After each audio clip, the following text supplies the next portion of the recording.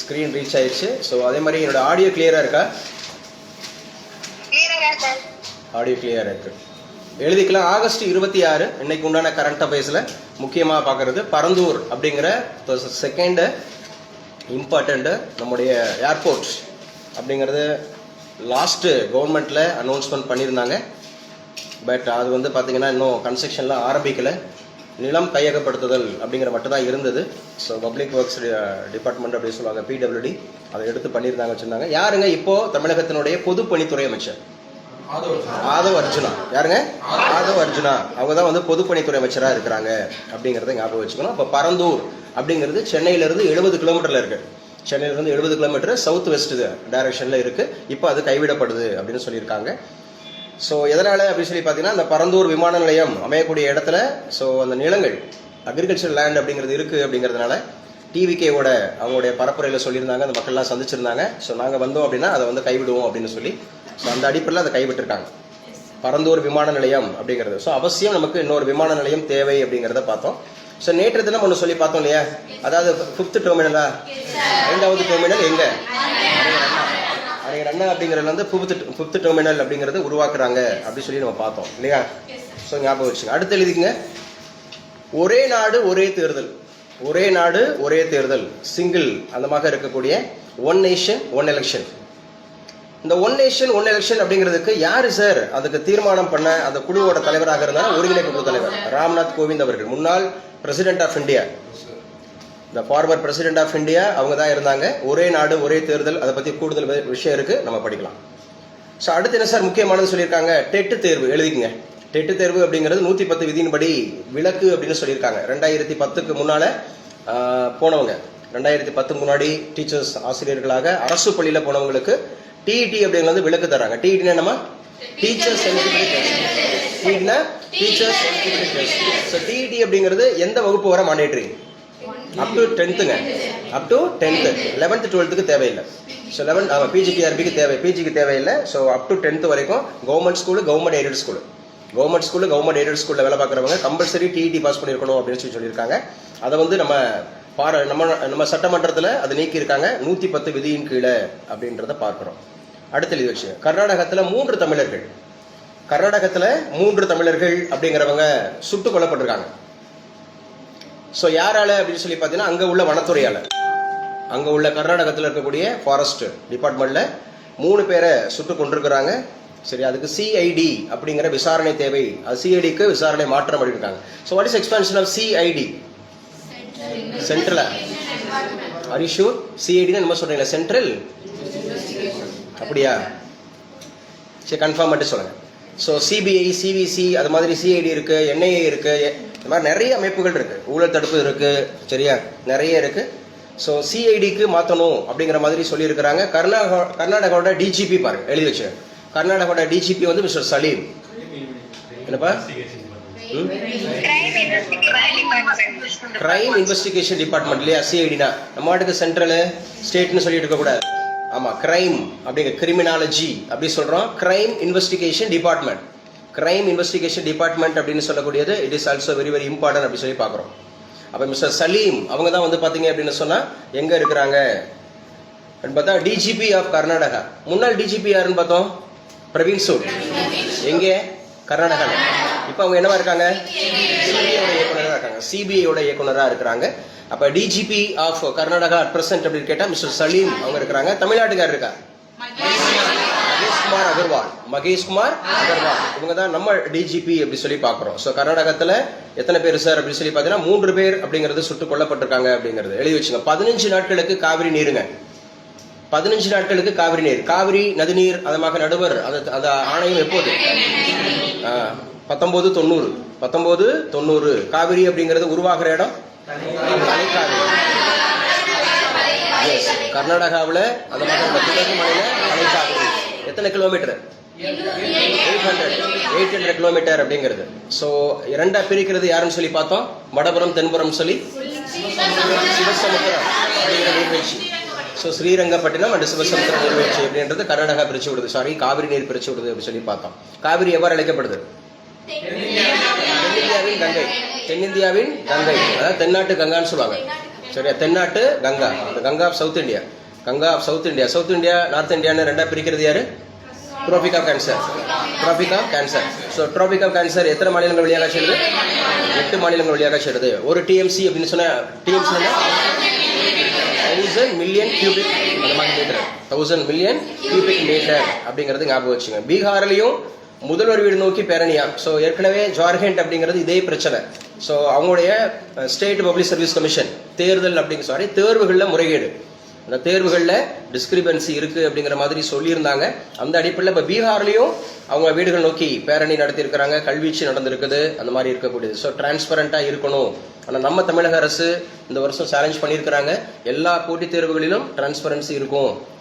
சரியா, எதுவுமே பார்த்தீங்க அப்படின்னு சொன்னால் இருக்காது அப்படிங்கிற. அருண்ராஜ் அப்படிங்கிறவங்க யாருங்க?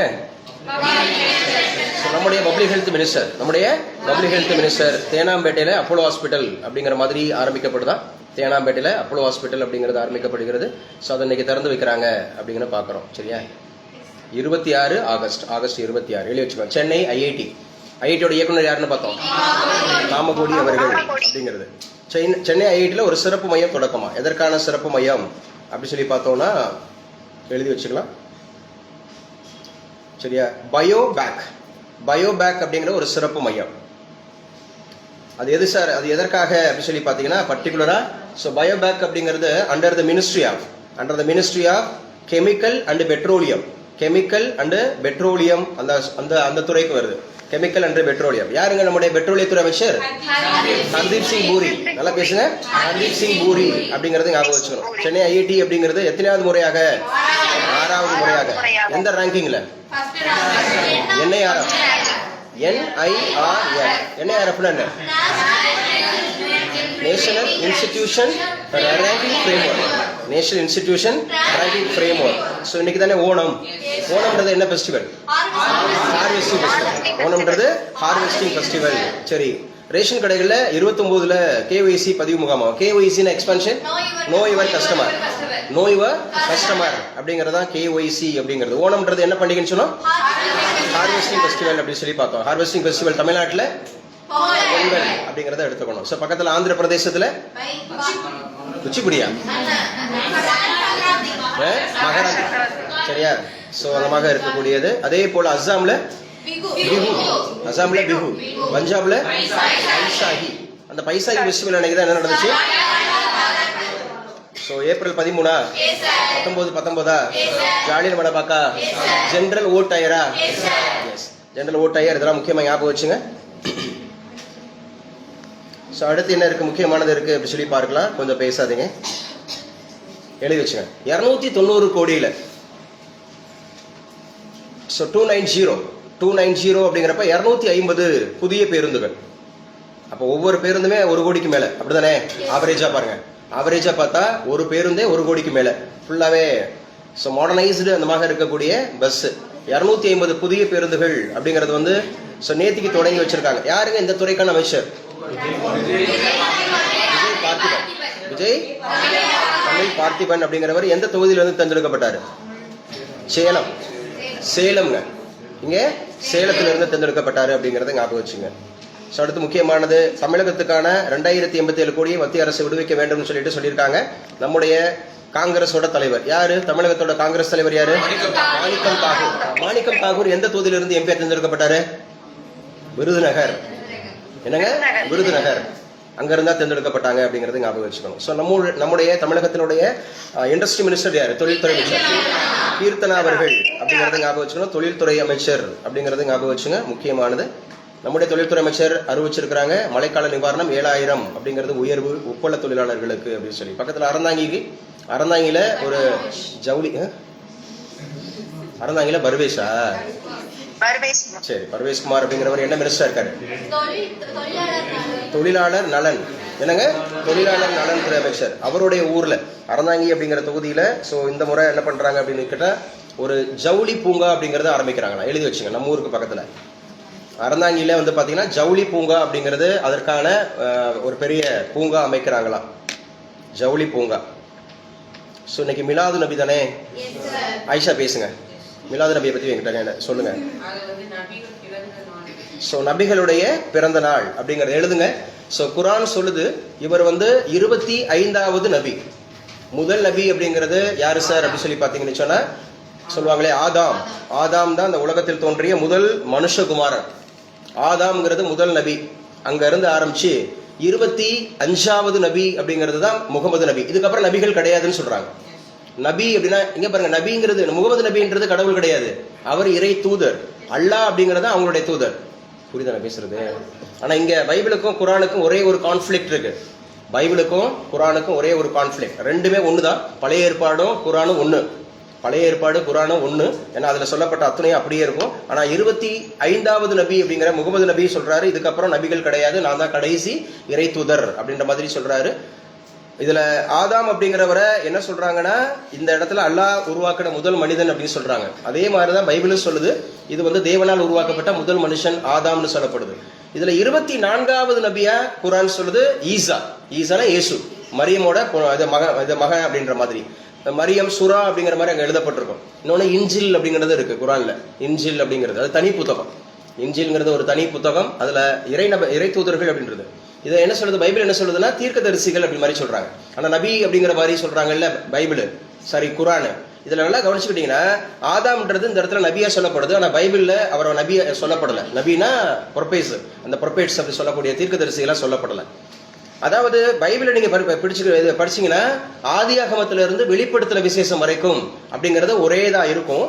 ஆனா இது யாருக்கு எழுதப்படலை அப்படின்னு சொன்னா அங்க பழைய ஏற்பாடு அப்படின்னு சொல்லக்கூடியது அது ஒன்லி யாருக்குன்னா இஸ்ரவேலர்களுக்கு மட்டும்தான், அந்த 12 கோத்திரத்திற்கு மட்டும்தான். சரியா? அதோட மல்கியாவோட முடிஞ்சிடும். ஆனா புதிய ஏற்பாடுங்கிறது சகல ஜனத்துக்கு எழுதப்பட்டது.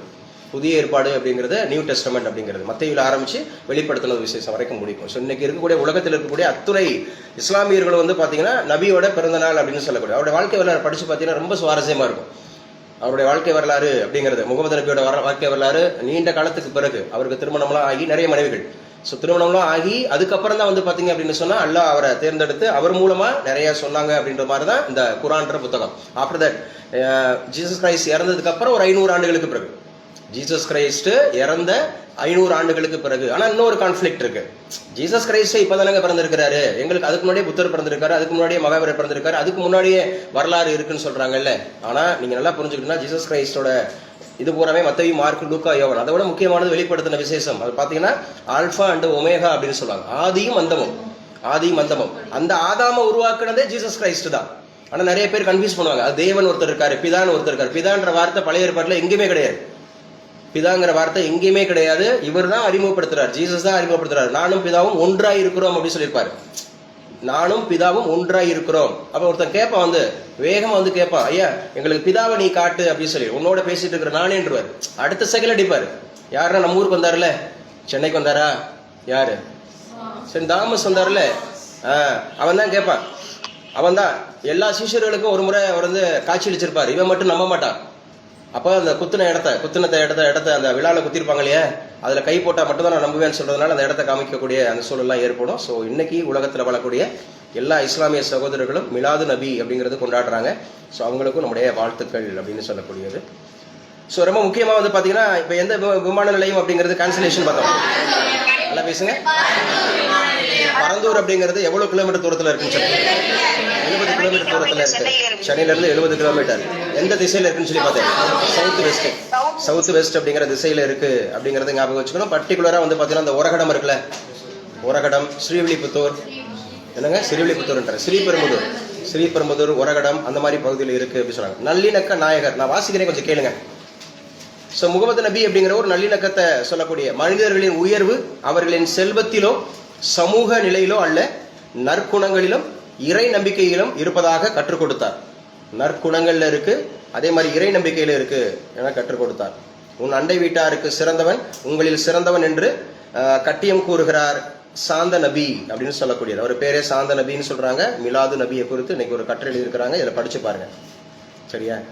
அவர் வாழ்ந்து சிறந்த வாழ்க்கையை பின்பற்றுவது தனி மனித அமைதிக்கும் சமூக நல்லிணத்திற்கும் நன்மை பயப்பதாக அமையும். அதனால்தான் அழகிய முன்மாதிரி என்றும் நல்லிணக்க நாயகர் என்றும் அவரது பிறந்த நாளை மிலாது நபி அப்படின்னு சொல்லி கொண்டாடுறாங்க அப்படிங்கிறத பார்க்குறோம். இந்த கட்டுரை சும்மா படிச்சுக்கோங்க, உங்களுக்கு ஒரு சின்ன வரலாறு தெரியும். அரசு ஆசிரியர்களுக்கு டெட்டு விளக்குன்னு சொல்லிட்டோமா? ஸோ 10:30 கிளாஸ் முடிக்கிறதா சொன்னேன். முன்கூட்டியே ஒரே நாடு ஒரே தேர்தல் 2029 வரும்னு சொல்லியிருந்தாங்க. அப்போ எப்போ வரப்போகுது? 2029 தான் எழுதி வச்சுங்க. 2029 அப்படிங்கிறதுல மக்களவை தேர்தலோடு சேர்த்து எல்லா மாநில அரசும் ஒரே தேர்தல் அப்படிங்கிற. அப்ப 2029 தேர்தல் வந்துருச்சுன்னா அப்ப டிவிகே அப்படிங்கிறது 3 வருஷம் தான் இருக்கும், அப்படித்தானே? டிவிகேங்கிறது எத்தனை வருஷம் தான் இருக்கும்? 3 வருஷம் தான் இருக்கும். சரி, அப்ப 2029 தேர்தல் நடத்தக்கூடிய மாநிலம் என்ன ஆகும்? 3 மாசத்துல நடத்திடுவாங்களா? அப்ப அவங்க ஆட்சி பீடத்தை கலைச்சிருவாங்களா? இந்த மாதிரி நிறைய சட்டத்தை இது இருக்கு, இங்க பாருங்க. ஆனா 2034 சமீபத்திய முன்னேற்றமாக 2034 வரை காத்திருக்காமல் முன்கூட்டியே இந்த திட்டத்தின் முதல் கட்டத்தை 2023 தொடங்க ஆலோசிக்கப்பட்டு வருவதாக மத்திய அரசு வட்டாரங்கள் தெரிவிக்கிறது அப்படின்னு சொல்றாங்க. ஸோ இந்த மாதிரி 850 ஆக்கிப்பட்டு அதுக்கப்புறம் வந்து பார்த்தீங்கன்னா மாநிலத்தை பூரா எல்லாத்தையும் சுருக்கிட்டு அமெரிக்காவில் நடத்துவாங்கள தேர்தல், பேசுகிற புரிதா? ஸோ இந்த மாதிரி இருக்கக்கூடிய தேர்தல் அப்படிங்கிறது ஒரே நாடு ஒரே தேர்தல். அப்போ 2027 யார் யாருக்கு நான் சொன்னேன்ல, 2027 கோவாவுக்கு இருக்கா, உத்தரகாண்ட் இருக்கு, பஞ்சாப், மணிப்பூர், உத்தரப்பிரதேசம், இமாச்சல பிரதேசம், குஜராத் ஆகிய 7 மாநிலங்களில் தேர்தல் நடக்க போகுது. 2028 இதெல்லாம் எழுத வேண்டாம், ஸோ தெரிஞ்சுக்கங்க. ஆனால் இந்த கட்டுரை முக்கியமான கட்டுரை, ஒரே நாடு ஒரே தேர்தல் அப்படிங்கிறது மெயின்ஸுக்கு முக்கியமான கட்டுரை. மெயின்ஸுக்கு முக்கியமான கட்டுரை எது? ஒரே நாடு ஒரே தேர்தல். நீங்க படிக்க போறது குரூப் 1 குரூப் 2க்குலாம் மெயின்ஸ் இருக்கு. குரூப் 1 குரூப் 2க்கு மெயின்ஸ் இருக்கு, டிஸ்கிரிப்டிவ் இருக்கு. குரூப் 1 குரூப் 2ல ஸோ நான் இன்டர்வியூ போஸ்ட்டுக்கு மட்டும் தான் டிஸ்கிரிப்டிவ் கிடையாது, ஆனால் மெயின்ஸ் இருக்கு. பேசுற புரியுதா? நான் இன்டர்வியூக்கு தான் எது கிடையாது, டிஸ்கிரிப்டிவ் கிடையாது, மெயின்ஸ் உண்டு. ஸோ மெயின்ஸ்ல கம்பல்சரி மேத்ஸ் உண்டு, ரீசனிங் உண்டு, மேத்ஸ் ரீசனிங் உண்டு. அப்போ 2028 பாருங்க, திரிபுரால, மேகாலயால, நாகாலாந்துல, மிசோரம்ல, சத்தீஸ்கர், மத்திய பிரதேஷ், கர்நாடகம், ராஜஸ்தான், தெலுங்கானா ஆகிய 9 மாநிலங்கள். அப்ப 2028 தேர்தல் நடத்திட்டாங்கன்னா அப்ப 2029 கலைச்சிருவாங்கல்ல. புரியுதா புரியலையா? ஒன் நேஷன் ஒன் எலெக்ஷன் என்ன? பாராளுமன்ற தேர்தல் ஒன் நேஷன் ஒன் எலெக்ஷன், எல்லா எலெக்ஷனும் சட்டமன்ற தேர்தலும் சரி பாராளுமன்ற தேர்தலும் சரி ஒரே நேரத்தில் தேர்தல் நடத்தி முடிக்கிறது. ஸோ செலவுகளை குறைக்கிறதுக்காக சொல்லியிருக்காங்க சில அந்த மாதிரி முக்கியமான. 2030 பாருங்க, டெல்லியில தேர்தல் நடக்க போது, அதே மாதிரி பீகார்ல, அதே மாதிரி 2031 தமிழ்நாடு. நான் சொன்னேன் 2026 தானே தேர்ந்தெடுக்கிறாங்க, 31 தேர்தல். அப்போ 31 இப்படி இருக்கும்போது ஒவ்வொரு மாநிலத்துக்கும் ஒவ்வொரு தான் இருக்கும்போது இது எப்படி சாத்தியம் அப்படின்னு எழுதியிருக்காங்க. இங்க பாருங்க, இதுதான் முக்கியமான. எழுதுங்க. நம்ம இந்திய அரசியலமைப்பு சட்டம் ஏற்றுக்கொண்டதுல 51 முதல் 67 வரை ஒரே மாதிரி தாங்க இருந்திருக்கு. இது புதுசு இல்லை. 57 இருந்து 51 இருந்து 67 வரை டிஎம்கே ஆட்சியை பிடிக்கிற வரை ஒரே நாடு ஒரே தேர்தல் தான் இருந்திருக்கு. இது புதுசு கிடையாது, சரியா? இந்திய அரசியலமைப்பு ஏற்றுக்கொள்ளப்பட்டதை தொடர்ந்து 1951 முதல் 67 வரை மக்களவைக்கும் அனைத்து மாநில சட்டமன்றங்களுக்கும் ஒரே நேரத்தில் தேர்தல் நடத்தப்பட்டன. ஒரே நேரத்தில் தேர்தல் நடத்தப்பட்டன. அதுக்கப்புறம் எழுதி வச்சுங்க. அதுக்கப்புறம் 57, 62, 67 இதே தான் தொடர்ந்துதான். அப்ப மொத்தம் எத்தனை தேர்தல் இந்தபடி நடந்திருக்குன்னா 4 தேர்தல். 52 இருந்து 67 வரை 4 தேர்தல்கள் ஒரே நாடு ஒரே தேர்தல் அப்படிங்கிறத நடந்திருக்கு. முக்கியம், கம்பல்சரி கேட்பாங்க. அப்ப என்ன பண்ணிட்டாங்க சார்? இருப்பினும் சில மாநில சட்டப்பேரவைகள் அவற்றின் பதவி காலம் காலாவதியாக முன்பே கலைக்கப்பட்டன. இங்கதான் பிரச்சனை. இது பெரிய பிரச்சனை. இப்ப 356வது ரூலை அப்ளை பண்றாங்க. புரியுதா? எந்த ரூலு? 356வது ரூலு அப்ளை பண்றாங்க. அப்ப ஒரு மாநிலத்தை ஆட்சியை கலைச்சிடுறாங்க. அப்ப ஒரு மாநிலத்தை ஆட்சியை கலைச்சிங்கன்னா ஒரே நாடு ஒரே தேர்தல் சொல்லிட்டு எல்லாத்தையும் கலைச்சிருவீங்களா? புரிதல சொல்றது? அப்ப அதுக்கு எப்படி தனியா தேர்தல் வைப்பீங்களா? எப்படி தேர்தல் வைப்பாங்க? ஒரே நாடு ஒரே தேர்தல் அப்படிங்கிற போது இண்டிவிஜுவலா வைக்க கூடாதுல்ல. அதான் சொல்றாங்க. அவருடைய பதவி காலம் ஆதி முன்பே கலைக்கப்படணும். எப்ப? 68, 69. இந்த ஒருங்கிணைக்கப்பட்ட ஒரே தேர்தல் சுழற்சி பாதிக்கப்பட்டது குறிப்பிடத்தக்கது அப்படின்னு சொல்லி இன்னும் இதை பத்தி ஒரு வரைவு வரல, டிராஃப்ட் வரல. அப்ப டிராஃப்ட் வந்தாதான் இதை பத்தி நம்ம டீட்டெயில் பேச முடியும். பேசுறது புரியுதா? இதுல இருக்கக்கூடிய நல்லது கெட்டதுன்றத ஆலோசிப்பாங்க. என்ன முடிவு வருதுன்னு பார்ப்போம். 2029லயே பண்ணிடுவாங்களா அப்படின்ற மாதிரி பார்க்கறோம். ஸோ தொழில் முனைவோருக்கு இலவச ஏஐ சேவைகள். எழுதுங்க. குமார் இவர் தாங்க ஏஐக்கான மினிஸ்டர். அப்ப ஏஐக்கான மினிஸ்டர் முதல் முறையாக நம்ம தமிழ்நாட்டில் ஏற்படுத்தி இருக்கிறாங்க. இதுக்கு முன்னாடி இப்படி ஒரு மினிஸ்ட்ரி கிடையாது. ஏஐக்குன்னு ஒரு தனி அப்படின்ற மாதிரி சொல்றது. ஏஐ என்னது? ஆர்டிபிஷியல் இன்டெலிஜென்ஸ் அப்படிங்கறத ஞாபகம் வச்சுக்கணும். தொழில் முனைவோர்கள் அப்படின்னாவே என்டர்பிரனர் என்ற வார்த்தையை உருவாக்குனது யாரு? ரிச்சர்ட் கேண்டிலன். அவர் எந்த வார்த்தை? அது பிரெஞ்சு வார்த்தை. பிரெஞ்சு வார்த்தையில டு அண்டர்டேக்னு அர்த்தம். டு அண்டர்டேக் அப்படின்னு அர்த்தம். ஞாபகம் வச்சுக்கணும். டு அண்டர்டேக் அப்படிங்கிற வார்த்தை ஞாபகம் வச்சுக்கணும். ஸோ ஒரு தொழில் முனைவோருக்கு இருக்கக்கூடிய 2 முக்கியமான ட்ரைட்ஸ் என்ன?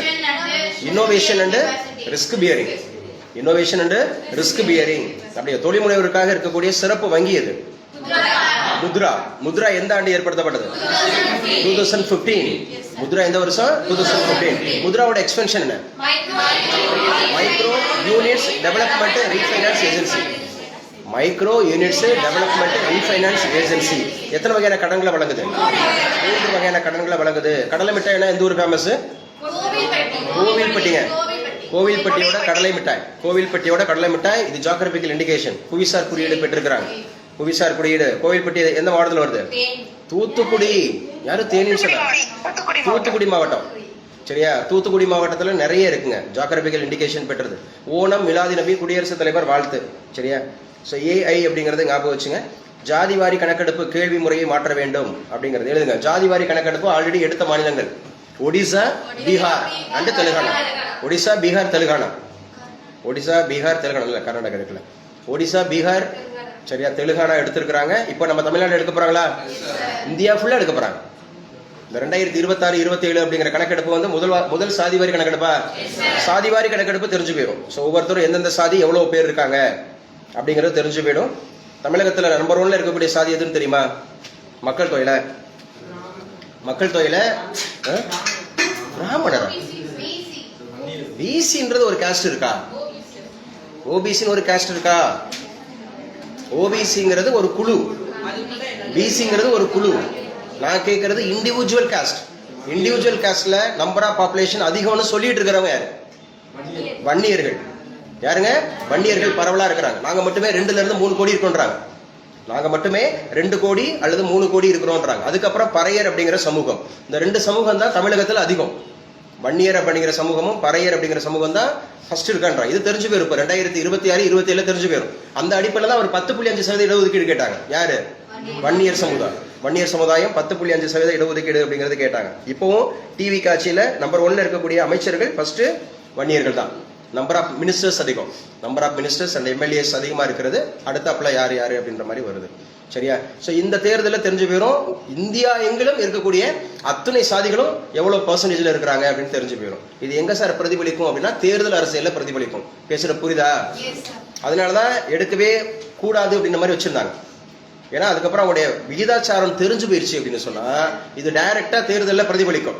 அவங்களுக்கு அப்புறம் கட்சிகள் வந்து எங்க காஸ்ட் இவ்வளோ இருக்கு, எங்களுக்கு இவ்வளோ கொடுங்க அப்படி மாதிரி கேட்பாங்க. அப்புறம் கண்டிப்பா அதுக்கான குழுக்கள் அப்படிங்கிறத வைப்பாங்க. அந்த மாதிரி இருக்கும். எழுதிக்குங்க. ரஷ்யாவோட வெளியுறவு அமைச்சர், ரஷ்யாவோட வெளியுறவு அமைச்சரும் நம்முடைய வெளியுறவு அமைச்சர் எக்ஸ்டர்னல் அஃபேர்ஸ் மினிஸ்டரும் சந்திச்சு பேசி இருக்கிறாங்க. அவர் பேர் என்ன சார்? ரஷ்யாவோட வெளியுறவுத்துறை அமைச்சரோட பேர் என்ன அப்படிங்கிறத பாக்குறோம். சரியா? அவரோட பேரு Lavrov, Sergey Lavrov. Sergey Lavrov அப்படிங்கிறவர் தான் ரஷ்யாவோட external affairs minister. Sergey Lavrov.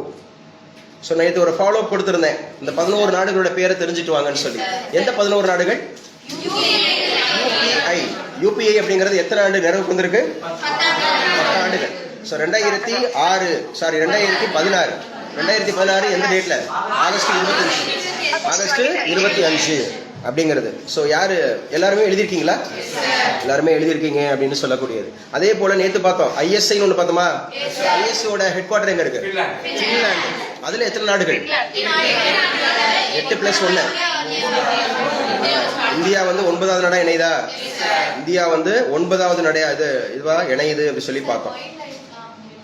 Wild life sanctuaries ஆகும்பா. தமிழ்நாட்டில் என்னென்ன இருக்கு, இந்தியாவில் நேஷனல் பார்க் எத்தனை இருக்கு, ஸோ அதோட பேர்லாம் தெரிஞ்சுக்கன்னு சொன்னேன். ஸோ படிச்சிருங்க. நான் அதை கேட்குறேன். சீனாவோட வெளியுறவுத்துறை அமைச்சர் அஜித் தோவால் சந்திப்பு அப்படிங்கிறது எல்லை இருதரப்பு உறவு குறித்து. அஜித் தோவால் அப்படிங்கிறவர் யாரு? Defence adviser of India. Defence adviser of India. Beijing தான் உங்களுடைய கேபிட்டல் சிட்டியா? சீனாவோட கேபிட்டல் சிட்டி எது? பெய்ஜிங் அப்படிங்கறத ஞாபகம் வச்சுக்கணும். சீனாவோட வெளியுறவுத்துறை அமைச்சர் பார்த்தோம். யார் அவரு? வாங். யாருங்க? வாங் யி. சொல்லுங்க. வாங் யி அப்படிங்கிறது ஞாபகம் வச்சுக்கணும். ஓபிசியில கிரிமிலேயர் தகுதி மீதான மத்திய அரசின் மனு சிறப்பு முறை அமைக்க உச்சநீதிமன்றம் முடிவு. ஸோ இந்தியாவை பொறுத்துள்ள காஸ்ட்னு எடுத்துக்கிட்டா ஓபிசி, எஸ்சி, எஸ்டி தான். பேசுங்க. ஓபிசி, எஸ்சி, எஸ்டி 3 பிரிவு தான். ஆனா தமிழகத்துல எஸ்சி எஸ்டி இருக்கு. அது எப்பவும் போல இருக்கு. எஸ்சி எஸ்டி இருக்கு. அதுக்கப்புறம் பிசி இருக்கு, பிசிஎம் இருக்கு, எஸ்சிஏ இருக்கு, அப்புறம் டிஎன்சி இருக்கு, அதான் எம்பிசி இருக்கு. எம்பிசி இது மாதிரி பிரிச்சுக்குவாங்க. அது எல்லாம் சேர்த்து எஸ்சி எஸ்சியை தவிர்த்து இந்தியாவில் ஒண்ணு தான். என்னது? OBC. So all backward classes அப்படிங்கறத ஓபிசி, அதர் பேக்வர்ட் கிளாஸஸ் அப்படி சொல்லிடுவாங்க. துலீப் கோப்பை எந்த விளையாட்டோடு தொடர்புடையது? கிரிக்கெட். எதுங்க? கிரிக்கெட். நம்ம ஏற்கனவே பார்த்துருக்கோம் அந்த மாதிரி இருக்கக்கூடியது. சரியா? அடுத்த வச்சுங்க, ஈரான் மீது அமெரிக்கா புதிய தடைகள் விதிப்பு. எழுதி வச்சுங்க, ஈரான் மீது அமெரிக்கா புதிய தடைகள் விதிப்பு. என்னென்ன தடை சார்? சொல்லியிருக்கவர் யாரு? ஸ்காட் பெசன்ட். ஸ்காட் பெசன்ட் அப்படிங்கிறவர் சொல்லியிருக்கிறாரு. யார் இவர்? இவர் அமெரிக்காவோட ஃபினான்ஸ் மினிஸ்டர். அமெரிக்காவோட finance minister Scott Besant. Scott Besant அப்படிங்கிறது ஃபினான்ஸ் மினிஸ்டர் ஆஃப் யூஎஸ்ஏ, அமெரிக்காவினுடைய மினிஸ்டர் அப்படிங்கிறத பார்க்குறோம். கொஞ்சம் குயிக்காக தான் போகிறேன், வேகமாக தான் சொல்கிறேன். ஸோ நம்ம கிளாஸ் அப்படிங்கிறத நம்ம கன்டினியூ பண்ணிக்கலாம். இப்போ யார் சார் அப்படின்னு கேட்டால் ஸ்காட் பெசன்ட். ஸ்காட் பெசன்ட் அப்படிங்கிறவர் தான் அமெரிக்காவோட ஃபினான்ஸ் மினிஸ்டர். அவர் எந்த நாடு மீது அப்படிங்கிறது வந்து தடை? ஈரானுக்கு அப்படிங்கிறது தடை. நேற்று ஈரான் என்ன சொல்லியிருந்தாங்க? அமெரிக்காட்டிலிருந்து நீங்கள் கச்சா அந்த மாதிரி வாங்கினீங்க அப்படின்னு சொன்னால் என்ன தடை வரும்? கச்சா என்ன தடை வருமா? ஸோ ஆமாம், வளைகுடா நாடுகளுக்கு எச்சரிக்கை. வளைகுடா நாடுகளுக்கு எச்சரிக்கை, நாங்கள் அந்த மாதிரி கொடுக்க மாட்டோம், வைக்க மாட்டோம், அந்த மாதிரி சொல்லியிருந்தாங்க, வச்சிருந்தாங்க. ஸோ இந்த அடிப்படையில் இப்போ யாருங்க finance minister? Scott Bessent. Besant Nagar எங்க இருக்கு? சென்னை. ஸோ எதற்கு ஃபேமஸ் பெசன்ட் நகர்? ஊவேசா நூலகம். ஊவேசா நூலகம். அண்ட் ஆல்சோ எழுதிங்க, பிரான்ஸ்ல 66,000 கோடி எழுதி வச்சுங்க. 66,000 கோடியில பிரான்ஸ்ல ஒரு என்டர்டைன்மெண்ட் அப்படிங்கிற பார்க் உருவாக்குறாங்களாம். பாருங்க, பொழுதுபோக்குறதுக்கு 66,000 கோடி. ஸோ எல்லா மதுப்பாட்டிலோட அரைகுறை ஆடையோட. ஸோ இதுதான் முடிவுக்கு வருது அப்படின்றத பார்க்குறோம். சரியா? ஸோ யாரு sir? Saudi Arabia. Saudi Arabia பயங்கர கட்டுப்பாடு உள்ள நாடுங்க. பேசுற புரியுதா? சவுதி அரேபியா பயங்கர கட்டுப்பாடு உள்ள நாடு. ஸோ அந்த நாடும் பிளஸ் பிரான்ஸும் சேர்ந்து இது வந்து கட்டுப்பாடே இல்லாத ஊர். பிரான்ஸுங்கிறது கட்டுப்பாடு உள்ள ஊர் அப்படிங்கிறது வந்து சவுதி அரேபியா மிக பயங்கரமா இருக்கும், கடுமையான. இவங்க 2 பேருமே அண்ணன் தம்பி தான். எதுல சார் அப்படின்னு சொன்னா பைபிள்ல, குரான்ல 2 பேருமே அண்ணன் தம்பி. பிரான்ஸ் அண்ட் சவுதி அரேபியால அண்ணன் தம்பி, ஒரே தாய், சாரி ஒரே தகப்பன். ஸோ ஒரே தகப்பன் அப்படிங்கிற சவுதி அரேபியா ஒப்பந்தம். யாருங்க இப்ப பிரான்ஸோட அதிபர்? Emmanuel Macron. எவ்வளவு கோடியில?